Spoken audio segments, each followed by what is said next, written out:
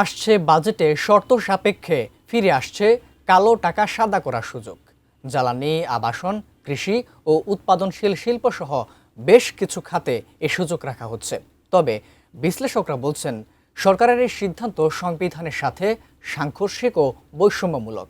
মাহাদি সেকেন্দারের report. অপ্রদর্শিত অর্থ বা কালো টাকা বৈধ করার সুযোগ বরাবরই সমালোচিত হয়েছে। পরিসংখ্যান বলছে, বিগত সময়ে এমন সুযোগে খুব বেশি সুফল মেলেনি। তবে আসছে বাজেটে এই অর্থ মূলধারায় ফিরিয়ে আনার সুযোগ দিতে চায় সরকার।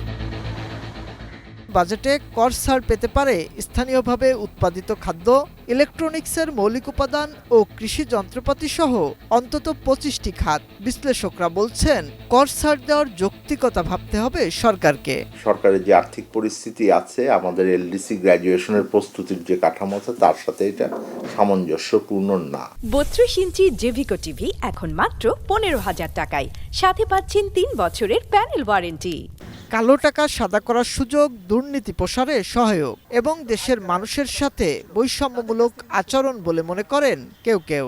কালো টাকা এবং অপ্রদর্শিত আয় আপনাকে সাদা করার সুযোগ দিয়ে থাকে, তাহলে সেটা হবে বৈষম্যমূলক এবং সেটা হবে দুর্নীতিটাকে আপনাকে দুর্নীতির সহায়ক এবং সেটা হবে আপনার সংবিধানের সাথে সাংঘর্ষিক।